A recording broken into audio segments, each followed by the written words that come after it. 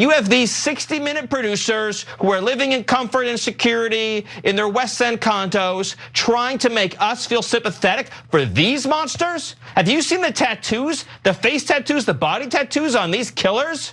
Would one 60 Minutes producer or writer agree to spend 30 minutes? I'll make a deal. We will pick someone at random that we sent to CCOT, just a random lottery drawing, and they will spend one day overnight in your apartment. Who was taking that deal at 60 Minutes? Nobody, because they know that these are monsters who got exactly what they deserved. I don't know why he's yelling like that, but earlier this week, Stephen Miller had some very harsh words for the producers of 60 Minutes. Cenk, I gotta get your 2 cents on that tirade that we just heard. So the more important part of this story is Barry Weiss takeover of CBS and which direction she's taking it. But wait till you see the quotes about the Ellisons. So that's Larry Ellison, the founder of Oracle, and his son David Ellison, who is now has bought CBS. So there will be changes, and we're going to tell you about those changes. They've also bought TikTok. There'll be massive changes there as well. And they're trying to buy CNN. And why are they doing that? Well, some of you might already know why they're doing that, but amazing revelations in this article, things I did not know about the Ellisons, you're definitely gonna wanna know. Yeah, absolutely. So we have a lot jam-packed into this one story. So CBS News has been engulfed in controversy ever since the editor-in-chief, Barry Weiss, decided to pull a 60-minute segment on CCOT at the very last minute. So Weiss explained her decision to the staff of CBS News in a memo, and we have some expert excerpts from that memo here. So she said, right now, the majority of Americans say they do not trust the press. It isn't because they're crazy. To win back their trust, we have to work hard. Sometimes that means doing more legwork. Sometimes it means holding a piece about a controversial subject to make sure it is comprehensive and fair. Okay, so that's the reason that she is giving for why they pulled the CCOT piece. So there are conflicting accounts, however, of what actually happened to that pulled segment. According to a source who spoke to Axios, CBS News reached out to the Trump administration for comment. The White House Department of Homeland Security and the State Department all issued written responses, but none of those responses were included in the final segment. However, according to 60 Minutes, to a correspondent, Sharon Alfonsi, she said, we requested responses to questions and or interviews with DHS, the White House, and the State Department. Government silence is a statement, not a veto.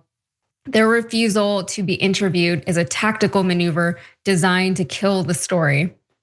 So yeah, this was a huge story when it blew up, that there was this piece that was detailing, and there were clips of it that were floating around. I think you could also, if you had a VPN, you could still access it. I didn't watch it myself personally, but I did see some clips, and it was like very graphically detailing what is actually going on at these immigrant detention centers like CCOT. It didn't look good. It didn't make the Trump administration look good. It felt unnecessarily cruel. And you have to assume that that is the real reason why it was pulled, because it didn't make Trump look good. Cenk, I know you've got more. What do you say? Yeah. No, look, they're not hiding it anymore. As one of the quotes from the New York Times piece says, Mr. Trump has privately said Larry Ellison assured him that he would turn CBS News, which Ellison's took over when they bought Paramount, into a more conservative outlet. Two people with knowledge of the president's comments said. So look, as you're gonna see later, Larry Ellison doesn't really care about conservative or liberal. He only cares about Israel. But in this case, in order to help Israel, he's saying to Trump, yeah, we'll bury any news that's bad about you, and we'll highlight news that, or pretend that there's news that's good for you. And so, look, a lot of these traditional media outlets have always been for propaganda purposes, but now this is a new layer of it, where they're just being brazen and they're saying, yes, this is not really news. This is propaganda. For the moment being, it's propaganda to help Donald Trump. But really, of course, there's a second reason, as we'll get into a little bit later. Yeah, and one of the things also that is that stands out about this piece is that this is all happening kind of in the middle of everything that is happening with CBS and with people like Stephen Colbert and all the they're pulling funding from all these different outlets that we're used to having.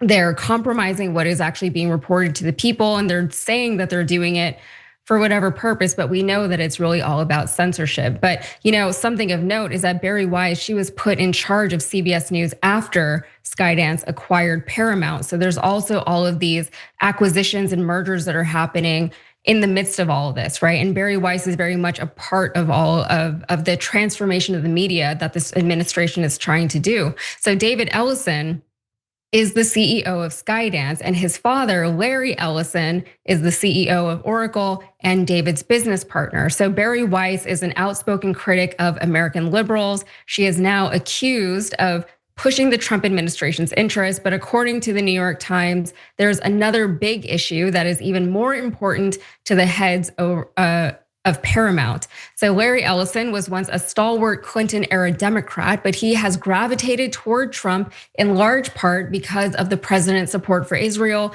Several people who have spoken to him said both Ellisons are close to Benjamin Netanyahu, the prime minister of Israel, whom one associate described as like an uncle figure to David Ellison. So Cenk, this sounds super boring, but like it's just Israel all over again. Like Israel is not only, paying off all of our politicians and our Congress people, but they're also very, very much affecting our media and the news that is transmitted to Americans and the ways in which that news is transmitted to Americans.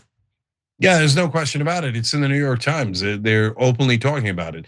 So, look, David Ellison looks to be a son who really didn't do much growing up. He went to USC. Nothing wrong with that. Our own J.R. Jackson went there. My wife went there, but it is known as the University of Spoiled Children, and David Ellison is a perfect example of it. He eventually dropped out for an acting career that didn't really exist. His dad financed a movie that flopped, that he was an actor in, etc. So now he goes to daddy and he says, "Hey, daddy, can we use your tens of billions of dollars to buy almost half the media in America on behalf of Israel?" And his dad, Larry Ellison, says, "I thought you'd never ask," right? So they go on this shopping spree. They bought Paramount pretty cheap. That has CBS in it. They go and buy Free Press, which is Bari Weiss's publication. And they announced that they're buying it and they're paying a higher price because she's pro-Israel. So we're at the point where they're not hiding anything anymore, right? So they put Bari Weiss, whose main thing that she's known for is being pro-Israel. That's the only thing she really seems to care about at all. And they put her as head of CBS News. So her job is to be a hatchet man to keep Trump happy. So that's why she kills the Seacott story. Anyone taking her excuse as real is a joke, right? Everybody knows she killed it for Trump. And the right wing knows it, the left wing knows it, etc. But it's not that she loves or cares about Trump. If Trump does not listen to Israel, I guarantee you CBS and every other thing that they buy in media will turn around and say that Trump is terrible. He did the Epstein thing and it's all his fault and etc. And they'll attack him voraciously. Because as you see here in that killer quote that Yaz just read to you from the New York Times, I mean, David Ellison grew up with Benjamin, world's biggest terrorist Netanyahu, as a de facto uncle. So these are not normal, like, oh, we like Israel, we love Israel, we have a connection to Israel, etc. No, they're zealots, they're maniacal pro-Israel radicals. Larry Ellison donated $16 million to the IDF in the middle of the genocide. He's like, you guys are doing such great work and slaughtering Palestinians indiscriminately, and I wanted to give you my money so that you could do more, right?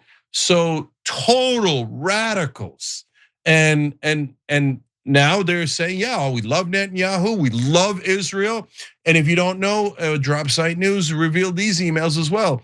Larry Ellison talks to the Israeli ambassador back in during the 2016 election cycle. And he says, I'm gonna go talk to Marco Rubio and see if he's pro-Israel. He comes back and reports back to the Israeli ambassador. Larry Ellison is supposed to be an American citizen, okay? And says, oh, I talked to Rubio, he's approved, he will definitely serve Israel. So I gave him $5 million to a super PAC to run against Donald Trump.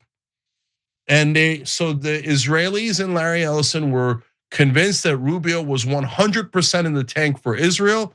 So that was the American politician they were going to support the most. And Ellison immediately gave him a $5 million check. So all of their efforts have been completely in favor of a foreign government. They've now captured CBS in favor of that government. They've captured TikTok in favor of that government. And again, these are all now out on the record. Netanyahu on tape said, well, TikTok's causing a lot of problems, but we fixed it because we now got it. And now it's going to be, basically, he said something a little effective. It's going to now be pro-Israel. So now if you say, hey, it looks like the Israelis are doing a land grab in media to do propaganda on behalf of Israel, they'll say, how dare you, you anti-Semite? But Netanyahu said it, Larry Ellison said it, right? I'm giving you quotes from them, right? And they're like, yeah, they're allowed to say it, but you're not allowed to repeat it. Okay, and now they're also trying to buy CNN. So look, I have massive problems with mainstream media to begin with. I think that they were doing an enormous amount of propaganda for the establishment to begin with. I think they were doing a massive amount of, and have been my entire life, a massive amount of propaganda for Israel to begin with. But this is basically the Israel supporting radicals saying not enough. It's never enough. You're not allowed to have a scintilla of criticism of Israel, and you are to crush anyone who dares to criticize them. And we're going to use the media for not hidden propaganda anymore, but overt brazen propaganda. So as they spike this story, that's CBS is done. Put a spike in them. Put a fork in them. They're done. They're not doing news anymore. So the old CBS you had in your mind, and they did some great work, a lot of BS, but the Walter Cronkite and the Dan Rather and all those legendary news guys from back in the day, 60 Minutes when it was at its best, that stuff is all gone, erased from history by Larry and David Ellison and Barry Weiss. Yeah, and it's so sad because these are legacy institutions. And even though, we have our criticisms of it, a show like 60 Minutes going down or being targeted the way it is, that one is, I think, particularly hurtful because that is a show that seems that it's at least being run by journalists who are trying to do good journalism and are trying to do the work that they've studied and practiced doing. And they got into this line of work because that is the work they wanted to do.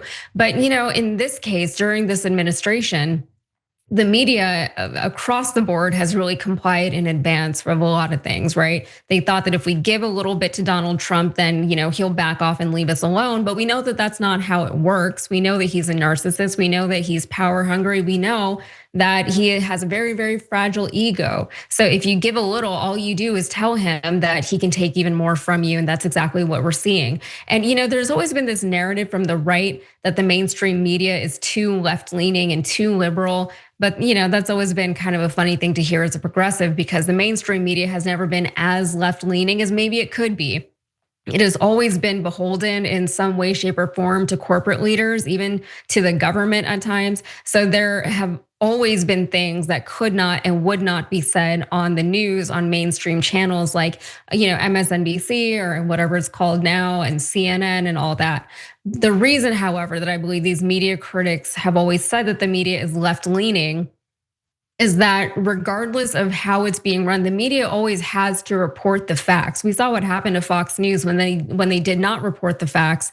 They got sued for $1 bajillion, right? And the facts that are being reported on outlets like PBS, CBS, CNN, MSNBC, they were often not very flattering to people on the right or particularly to this administration. And so that has become a problem. There's two sides to doing the news, right? You have to give people the facts as they are, and then you can commentate on them and put it into context and help people to understand what all of this actually means, what it means for the country, what it means to the planet, what it means to people's everyday lives. And they can do as much of that as they want on right-leaning media to try and spin things, but there's only so far you can get with that whenever the facts are just not in your favor. Even on Fox News, what we've seen lately is the facts are so bad that they have to report on it anyway. And then they try to like, oh, like let's not blame Trump for this because, it's just his first year. Like that's kind of been their go-to line lately as they're reporting about how unpopular he is and how bad the economy is and how dissatisfied the American people are, especially, this year leading into the holiday season. People were wildly unhappy with the state of things in this country. So that's what I'm afraid of is that this news about what's happening over at CBS is not going to reach the people who are regularly getting their news from places like CBS, and so they won't necessarily notice that there's been a shift, and they'll just go off of reputation and think this is CBS, so I should be able to trust to a degree what they're telling me. Yeah, my last two quick things are I don't want anybody to get what I'm saying wrong. I think 60 Minutes was one of the best things on television. And I think that they were a rare place where they actually did journalism quite often. We've I'm sure had issues with some of their reporting in the past, but within the context of the rest of traditional media, they were terrific. And now it looks like they're dead. So any remnant of news is being spiked everywhere we go. And then finally, if you notice in that quote that Yaz read you about Ellison, not only are they super tight with Netanyahu, et cetera, but Larry Ellison mainly used to give to Democrats before, and now he's mainly given to Republicans. And so he doesn't really have an ideology outside of Israel, Israel, Israel, Israel, Israel, right?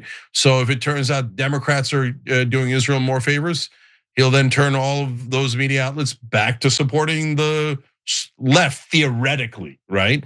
As opposed to the right. Whoever is kissing Israel's ass is who those media companies will work for. And by the way, if you don't know, there's already like IDF soldiers that do hate speech policing at TikTok, at Meta. They're former IDF people, former in brackets, and they're looking for hate speech, which of course means anything that's against Israel. But if you want to do hate speech against Muslims, they'll probably promote it in the algorithm because they love bigotry towards Muslims. That helps Israel attack Muslims and take their land. So that's the state of play in American media. The only upside to it is now, because of online media, so many of us know it and the walls have been breached. So their propaganda, once the curtain is lifted, everybody can see the Wizard of Oz. So go ahead, keep doing your Ozzy stuff, right? But nobody's buying that crap from the Wizard of Ozreal. Every time you ring the bell below, an angel gets his wings. Totally not true, but it does keep you updated on our live shows.